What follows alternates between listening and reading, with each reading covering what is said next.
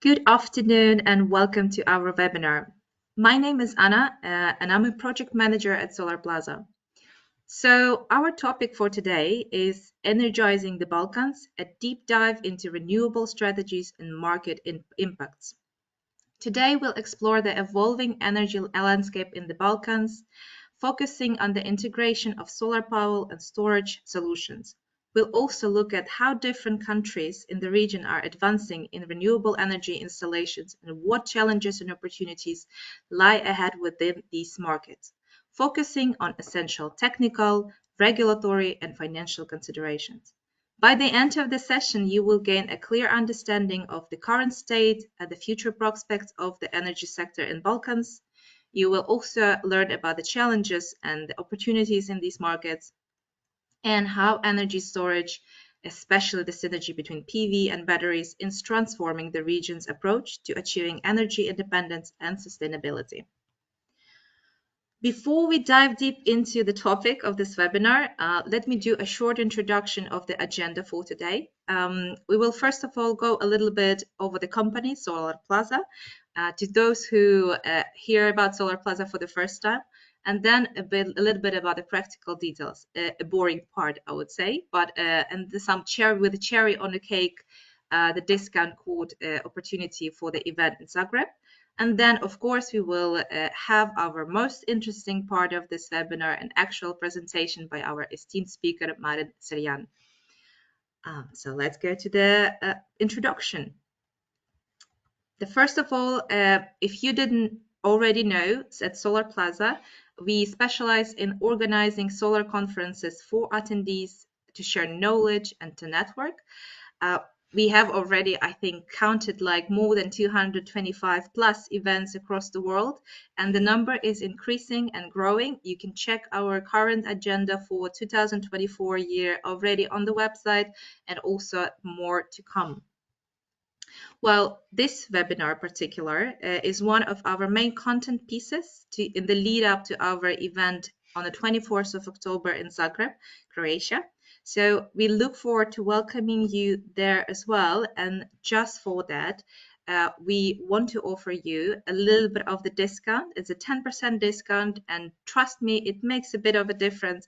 And we would recommend you to use that. This will be shared with you after the webinar. Also, you can make a picture if you want now.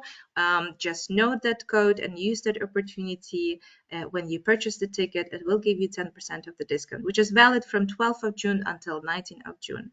We will be sharing the recording as well, along with the discount code. So don't worry if you miss to copy it now. This will be shared.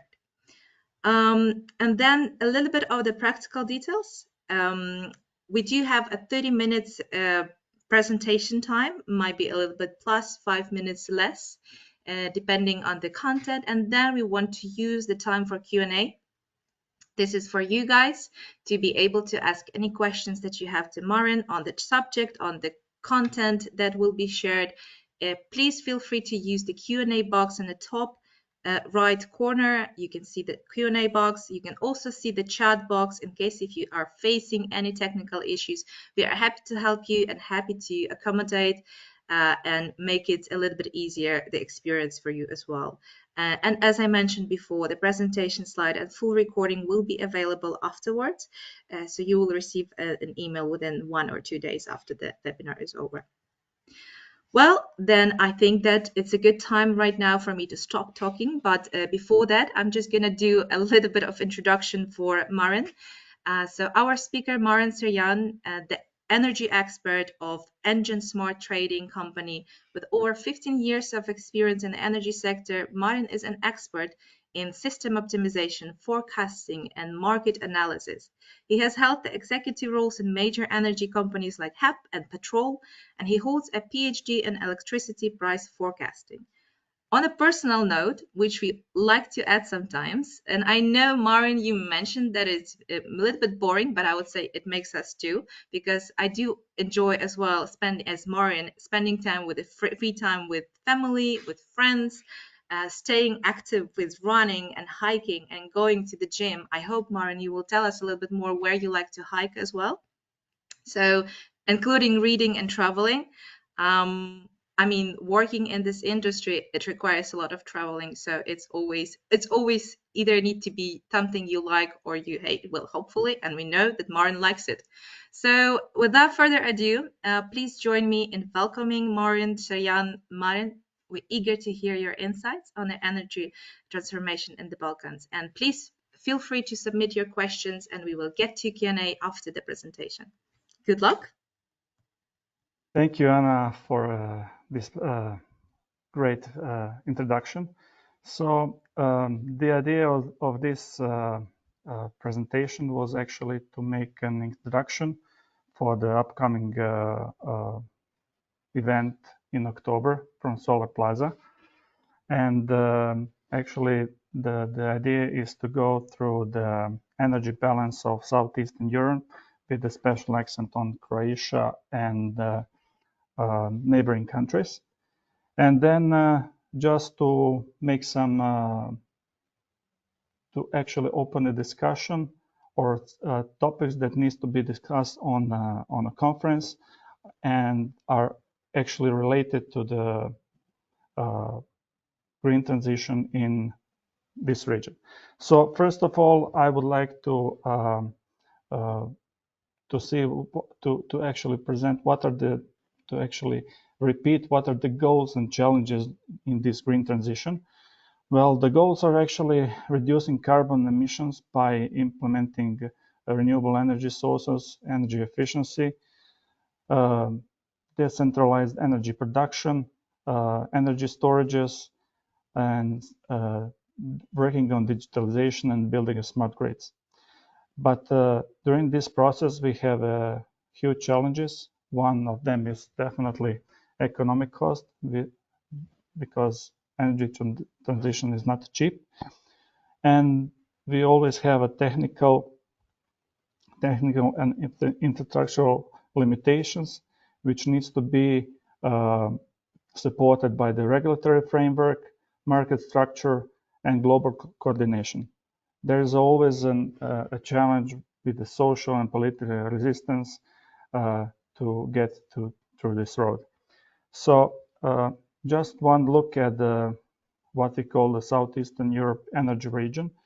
Due to the congestion on the cross border, we can say that Southeastern Europe is consisting of 15 countries.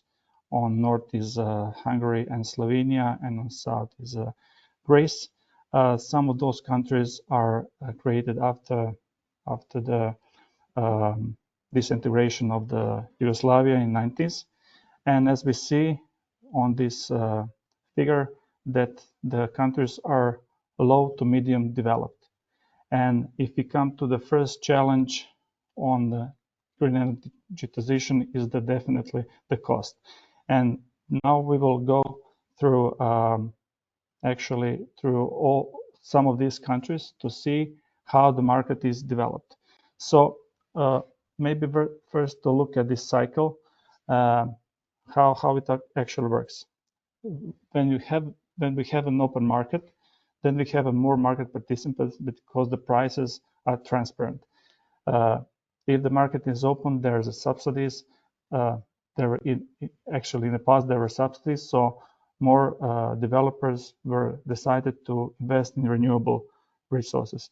With the renewable resources and open market comes also open market for the end customers, which means the more volume on energy exchanges, especially on the day-ahead markets. And with the development of day-ahead markets, boosted this process again. And if you looked at the Southeastern European region, we see that almost all of those countries has day-ahead exchanges. At the first slide, I mentioned that this can be looked at one region because we have only one future exchange, and the reference price is on Hudex in Hungary, even though we have some quotes for some of these countries on EX, European Energy Exchange. But if we look at the figures of energy exchanges and the volumes and the numbers of participants, we see the different numbers. Mainly, the more developed country is, the more volume it has, the more market is open. But we have some also discrepancy in in this data which doesn't follow these rules. And this is mostly because some of the regulatory framework that these countries had, like a mandatory sale on the head exchange, like I think it was in Bulgaria. Mainly of those volumes came from the renewable resources, and now we will see how the renewables are developed and how much can we see. Just one remark before we go into the numbers. All the numbers are from ENTSO, so that means that by following their methodology and the numbers that were provided by the every country for itself and TSOs, the numbers can be interpreted differently. So the idea was, just as we have a conference in Croatia, we will just make we will make more focus on the neighboring countries: Slovenia, Hungary, Croatia, and Bosnia and Herzegovina. As we see from this chart, we see that this region is rich with hydro potential. We have a large gold deposits, especially in Bosnia and Serbia. The whole region is very good for the solar and wind, especially some of those countries.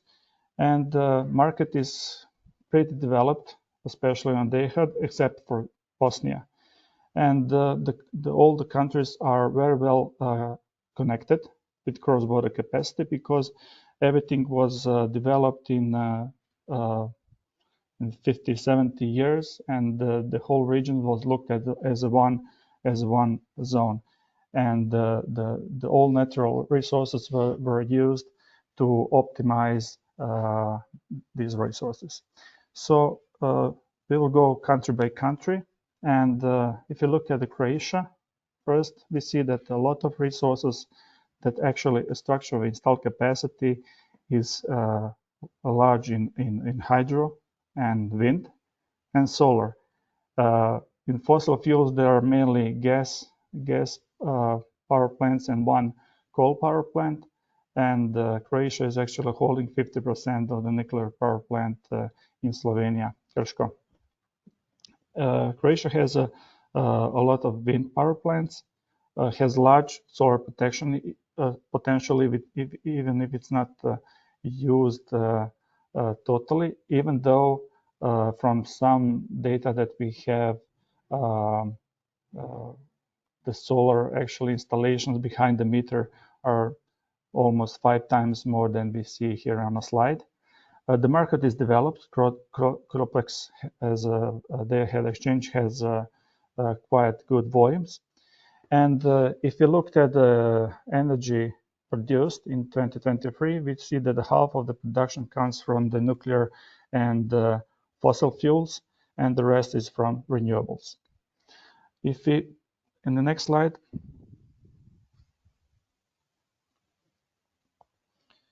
we'll see the renewable development in Croatia.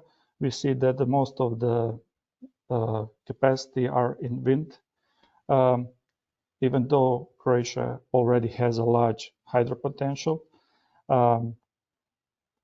So Croatia is a developed market, and in Croatia is still a large potential in solar power plants, especially in big scale power plants, like 50 and more megawatts. When we look at the Slovenia, half of the energy comes from is installed in solar and wind, and the rest is in fossil fuels. These are mainly coal power plant. The market is also very developed. They're on the way to actually cross-border capacity. There's not too much congestions through the Southeastern Europe, even though we have some congestion on the Italian and Austrian border. When we look at the structure of the produced energy, we see that most of the energy comes from the fossil fuels, from the thermal, nuclear, and fossil, and the rest is produced from wind and hydro. Interesting is that almost in Slovenia, I think it's only 2 wind power plants, and we see from the development that in the last 5 years only the solar power plants were developed, mainly on a small scale, like rooftops, and in Slovenia we don't see much large projects. In Hungary, we have a lot of energy actually produced from the nuclear power plants. From fossil fuels, it's mainly gas. Hungary has a large share in solar power plants, not so much in wind, the same as in Slovenia, and the market is very well developed. From the energy structure, we see that the fossil fuels, nuclear and fossil fuels makes more than 80% of the total energy produced in 2023. In terms of development, we see that mainly we're developed solar power plants, and now at this moment in Hungary, as in other countries, we see the problem with the connection to the grid, and it's very hard to find additional spot to implement or to build a new renewable projects. And Serbia has also, the market is actually in development, even though that CEPEX has some decent volumes on the day-ahead market. What is different with Serbia is that Serbia has a lot of energy, a lot of actually capacity in fossil fuels. These are from domestic coal mines. The energy is produced from the coal power plants. The same as in Bosnia and Herzegovina, Serbia is not a member of EU ETS, which means that they don't have to buy emission allowances for the production from fossil fuels, which makes their production very competitive on the market. But on the other hand, they have quite friendly prices for the end customers, and the most energy is consumed locally. Serbia has also large wind and solar power plant potential and a lot of projects in the pipeline. When we look at the produced energy, we see that most of the energy is produced from these fossil fuels, coal, and the rest from hydro.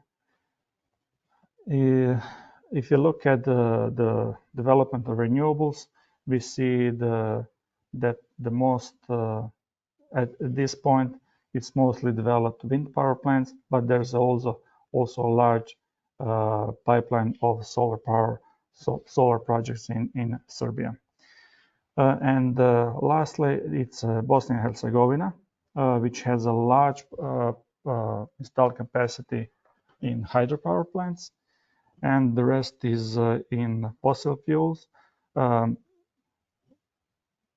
So the renewable projects are in the process of development. There's a huge pipeline in the project that are in the phase of construction at the end of construction. The interesting thing is that in Bosnia we don't have a day-ahead exchange, and this is probably the reason why the investors don't make a decision to go to Bosnia at the moment, but hopefully this will change. And on the other hand, there's not so much congestion to Croatian border, so the energy can be exported to Croatia to the day-ahead market. In terms of energy, most of the energy is still produced from the fossil fuels. There are mainly coal power plants with the domestic coal, and the rest is from hydro. If you look at the renewable development. So we see that here is only one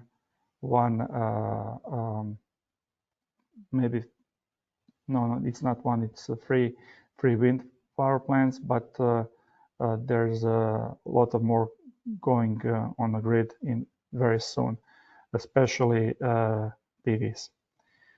So this would be a short description of the energy balance of the Croatia and its neighboring countries. And what I want to add on that, what is actually happening on this day-ahead market, because we saw that in most of the countries we have day-ahead market, which is developed and has a decent volumes. So in generally, we have a lot of hydro, wind, and solar production, which depends mostly on weather conditions. The consumption has its own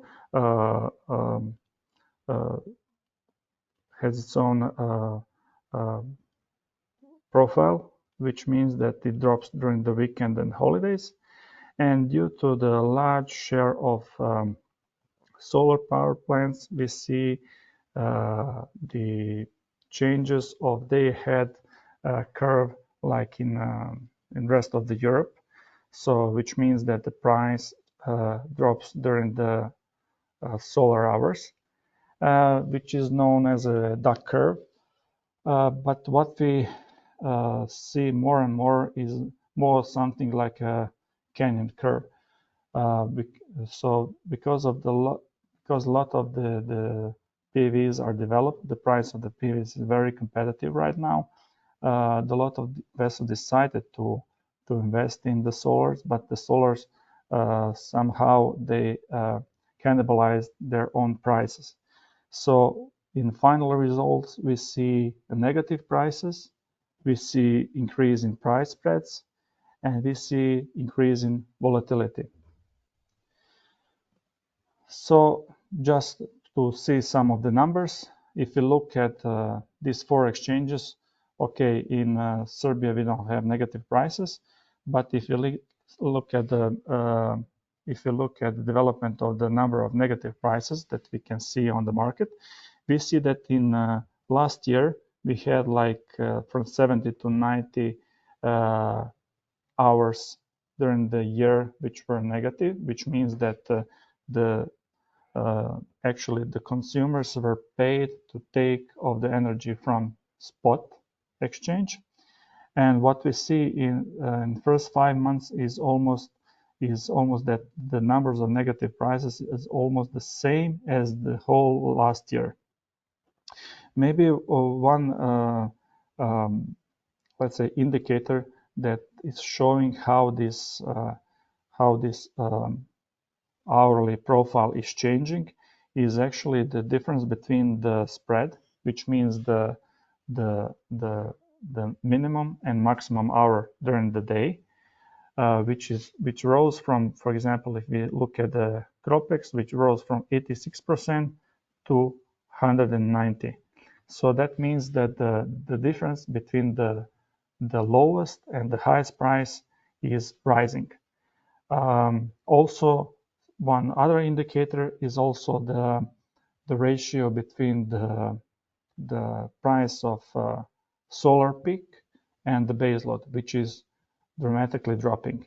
And this is the one of the reasons why it's very, I would say, hard at this moment to close a long-term PPA deal for solar for PVs.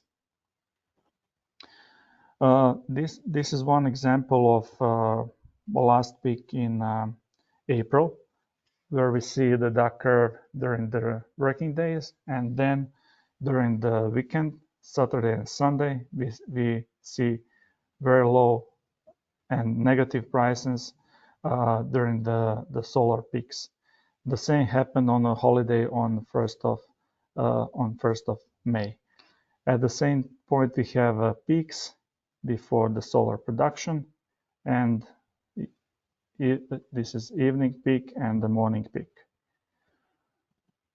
So maybe to jump also on conclusion on the whole, here are some very good examples of the projects that were closed in this region. Some of the long-term PPA contracts that were closed is the two with telcos company in Croatia and Bulgaria. One is with the wind power plant, and the second one is with the PV, and also a wind power plant in Serbia was contracted. All these PPAs were contracted on 10 years, which is actually very good. If you look at the financial part of the investment with PPA, actually you can easily finance then such renewable projects. In most of the countries, we still see the subsidies. First, the subsidies were defined as a feed-in tariffs for the renewable development, mostly in wind power plants and PVs. Now we see more and more subsidies for the energy efficiency and for hybrid power plants, which combines some of the renewables like PVs and batteries. One good example is definitely a hybrid plant in Croatia. Korlat, my previous company, was developed 58 megawatts of wind, and on top of that, 75 megawatts of PVs. In Croatia, it's very interesting because the seasonality of the production for wind is Q1 and Q4, and as we all know, PV produces mainly on Q2 and Q3. So that was a perfect match for utilizing the connection which were secured for this wind power plant Korlat. Also in Slovenia, we see the balancing market development. So IFRN market is developed internally. And definitely I cannot skip to say that engine actually operate with over 100 megawatt hours in battery storage system in Slovenia and also in Austria. And this is a good example how batteries can be implemented in the system to help TSOs to optimize and to balance the whole system. Also, there's a lot of initiatives in digitalization, which I think is the most crucial point, where there's some solutions that implement smart energy meters, on-site optimization, demand-side management, and then demand-side response. So digitalization actually provides for the end customers, even they are small or big, possibility to use their consumption and production to optimize the energy they use. So this is some of the examples where we have centralized and tomorrow decentralized system. In past, we were always looking top to bottom optimization, and now when we have a flexible production and we have a flexibility on a side of the metering point, we need to start optimizing the whole system from the point of consumption and production, which means at the lowest point in our house, we have the PV, we have a battery, we have EV chargers, we have a heat pump. So the first level of optimization started in our home, and then we communicate with the whole system and providing additional services to the system depending on the capacity and flexibility that we can provide from our system, and helping the system when it has surpluses or minuses. So maybe just to put some bullets for the discussions that can be made in the conference in October. So generally, in Southeastern Europe, especially in neighboring countries in Croatia, we have a large share of hydro power plants. This has positive and negative sides. A definitely positive side is that the hydro production is flexible, and it goes very well with the renewables in terms of balancing all these renewables. But the negative side of hydro production is seasonality. So definitely, when we look at all these countries, we can see even in 50% difference between the production of hydropower plants during the, let's say, years with a lot of natural water inflows and with low flows. All this renewable development, especially in solar and wind that we see in here, resulted in a high day-ahead price volatility, which creates price spreads, negative prices, duck curve. Everybody now in Europe, and now because we are always a bit late for Central Europe, but still the biggest issue now becomes grid planning. So the problem of connecting a new renewable sources to the grid comes from the utilization of the connection point. If we compare some thermal power plant like nuclear, who utilizes 90% of the time its connection point, wind utilizes like 33%, and solar only 15%. And there's a big actually issue to handle all these energy flows, because grid needs to be additional built to accept all these renewables, and it's not possible. And in many of the countries we have a problem with installing new power plants. Also, one of the point that we need to say is the large share of coal power plants, especially in Bosnia and Serbia, which are not EU ETS number, and this is maybe one very, very important and big question: how to replace all this baseload production for the coal power plant. On the other hand, we see the market development in terms that the TSO is more and more developing its balancing market, because it has more and more challenges to balance all these renewables. And therefore, we are looking to the Marin and PICASSO implementation in most of the countries.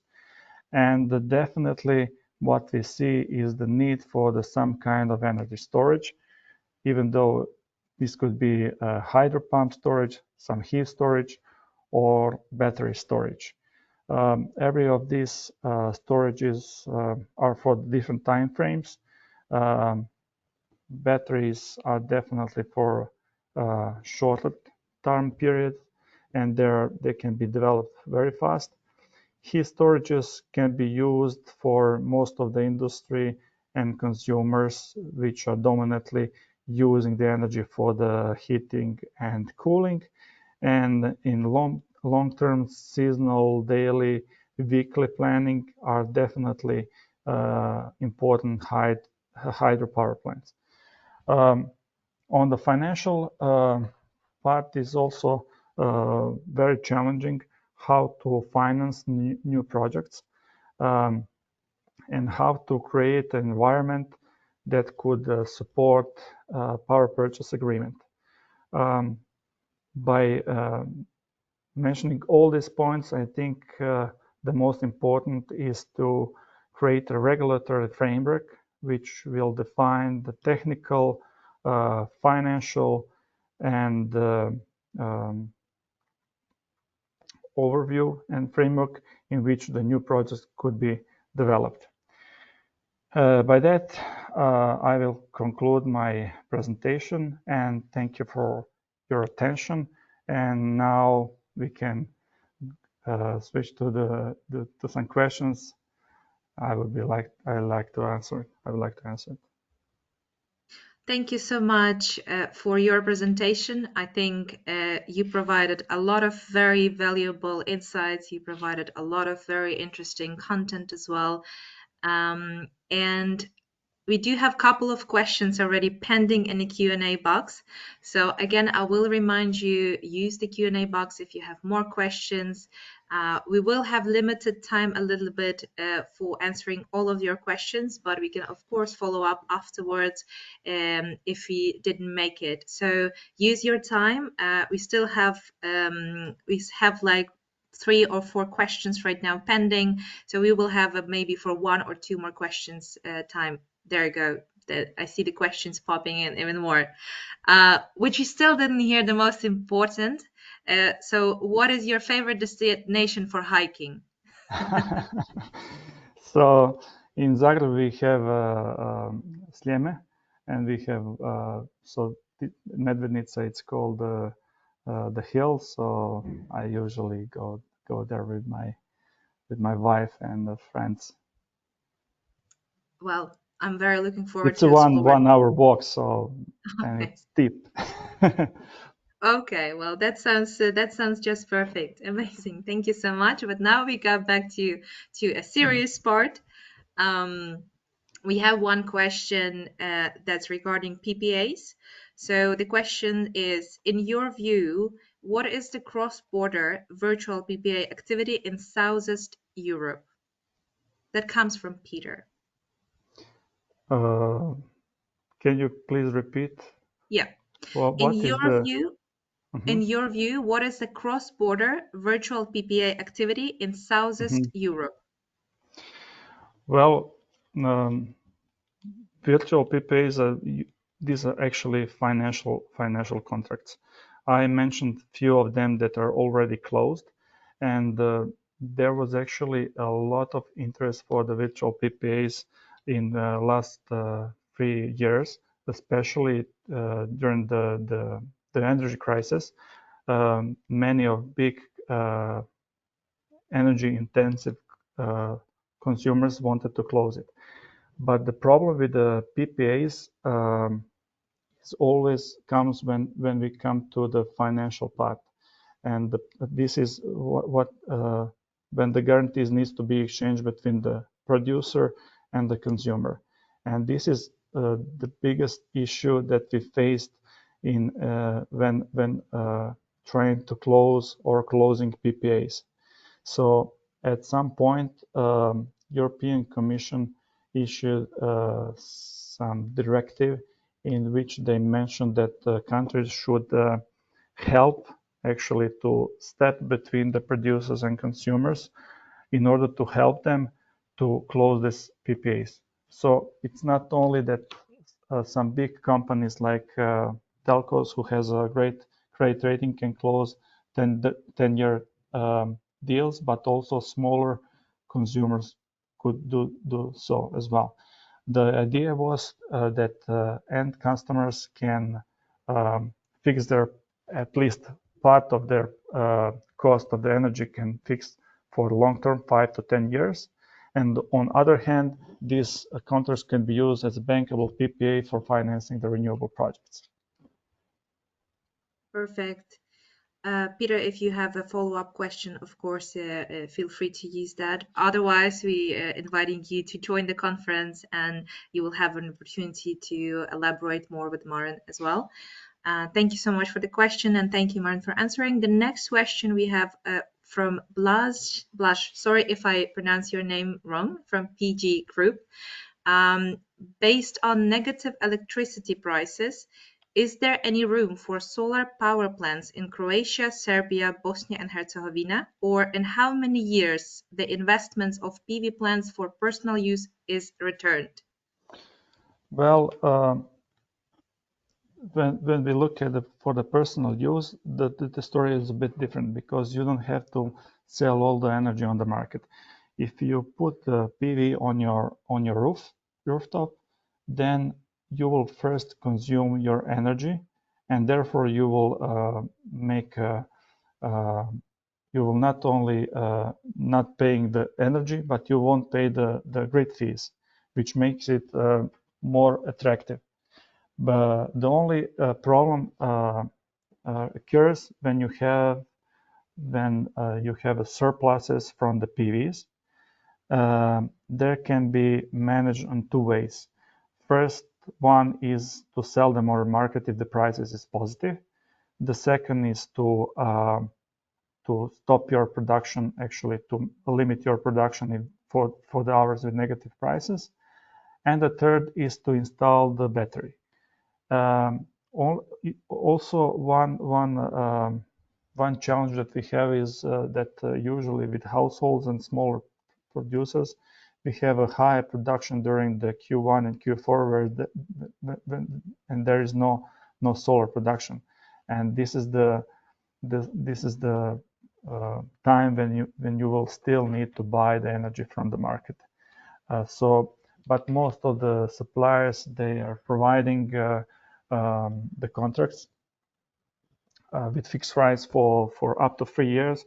So this can be contracted. Perfect. Thank you so much, Blaž. I hope you are happy with the answer. Otherwise, again, we invite you to join us and elaborate on the questions, follow-ups. Next question we do have from Matthew.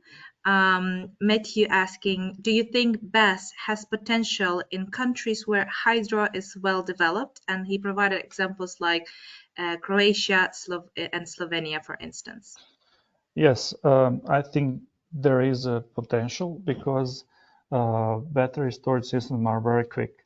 So if you look at the balancing services that TSO uses, they are very fast, like FCR or primary reserve, secondary reserve, and not all the hydropower plants are qualified to provide such services.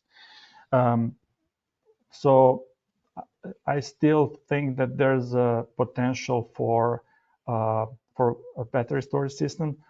On the other hand, there's also seasonality for the water inflows, and the hydro are not always available for the ancillary services. For example, if depending on what region or what type of hydro we are talking about in which region, but usually you have some time when you have a high water inflow and the hydropower plant is working almost all the time, so you don't have an additional flexibility to give an additional energy to the market. And in case you go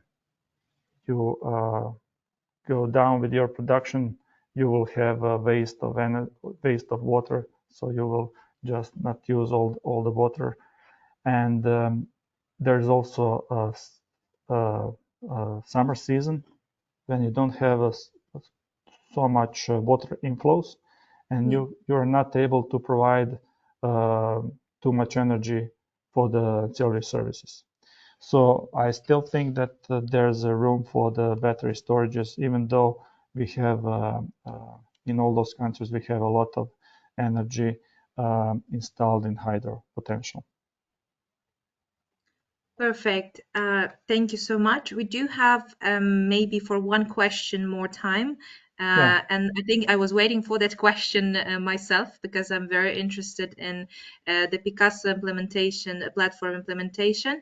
So this is a question. Could you elaborate on the development of the TCO balancing market, about the Marin and PICASSO implementations? I know that you also mentioned that you do have one battery that already has a connection to PICASSO. So it would be interesting to hear what is the impact that these initiatives bring? Yes, as TSO has a big challenge to balance all these renewables. At some point, they have a organization in which they decided that they will share the balancing services. So at the moment, there's a EGCC, which is used for the tertiary reserve, and the Marin PICASSO platform is actually designed to share the IFRR. At the moment, Engine is running one battery storage in Austria, which is already in Marin PICASSO. Marin PICASSO was expected to be in implementation in Slovenia, then Hungary, Croatia this year. We will see in the conference how it developed until the October. But definitely this is something that will allow TSOs to be more flexible to exchange these IFRS services and let's say is in order to be easier for them to optimize all these renewables. So one big issue that we have at this moment was the regulation of the prices, which was on many levels, on the levels of energy for the end customers, but also it was regulated for the price of the activation of the reserve. And with Marin PICASSO, we are actually opening a balancing market. Unfortunately, this could mean that the balancing prices could go up, which will result in higher prices of supply. And this is what we mentioned at the beginning. Then we come to the first challenge is the cost of green transition. Yeah. So we'll see how it will develop. Well, fingers crossed. Yeah. Thank you. Well, thank you so much, Marin, for joining to this webinar and presenting to us a very insightful information. We do have already even people saying that it's a very nice presentation. Well, thank you so much, everyone who joins. We will remind you that the recording and the slides will be shared with you after the webinar, as well as we want to remind you that this webinar is one of the main content pieces ahead of our conference on the 24th of October in Zagreb. So we are all very much looking forward to meeting you all there, where we can elaborate more on the topics, which will be very interesting. Check our website, check the program, check the attendees partners list that we have there, and you are very welcome to use the code that we prepared for you, the 10% code, which is valid only for 1 week. So please use that opportunity. And after that, if you email me asking for the code, I'm not sure that I will give you that, but for the week from now on, please use that opportunity. And very much, again, appreciated to have you, Marin, joining us and providing such a good outline of the information. And yeah, have everyone a very good day and see you in Zagreb. Thank you, Anna. Bye. Bye.